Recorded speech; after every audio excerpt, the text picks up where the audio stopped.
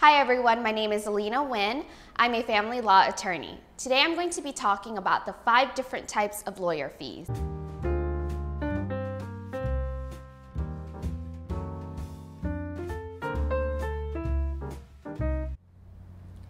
Legal fees will depend on several factors, and it may include a lawyer's experience, the difficulty of your case, and the costs involved in your case. You should always consult with multiple lawyers before you decide on a lawyer to handle your case. Also, keep in mind that just because a lawyer bills at a higher rate or has a larger retainer, it doesn't necessarily mean that they are better. There are 5 common types of fee arrangements used by lawyers. Number 1, a consultation fee. This is usually a flat fee for the first meeting, and sometimes it's an hourly fee.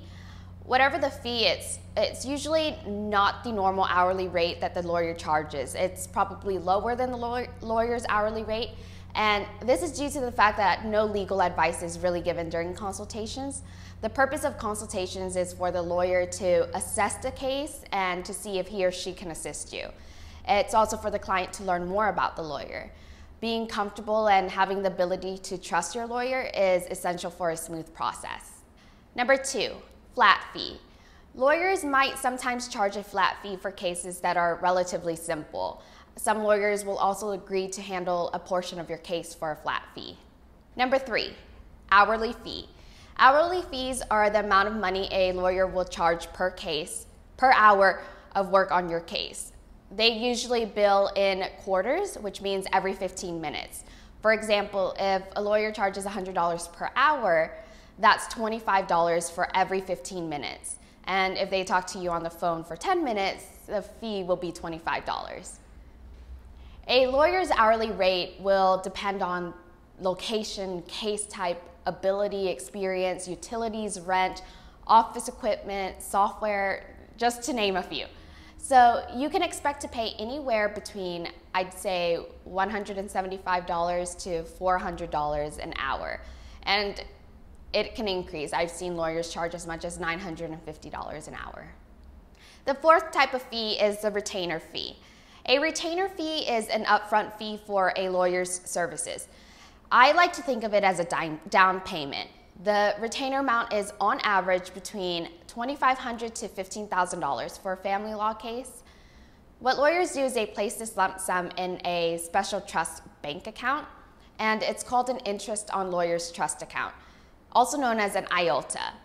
Clients will be billed at an hourly rate for the lawyer's services, and then the billed amount will then be deducted from their account.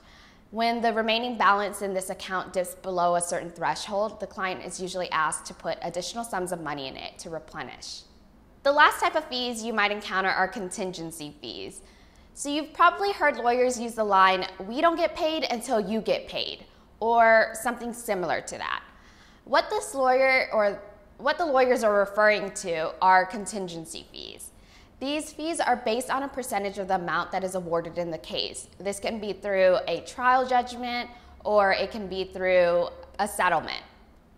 However, there is a caveat.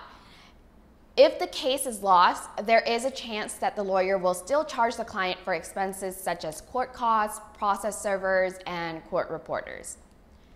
These fees are usually 1/3 the amount that is awarded before trial preparation, so approximately 33.3%, and 40% of the awarded amount if trial preparation has already been done. For the most part, contingency fees are not allowed in family law cases.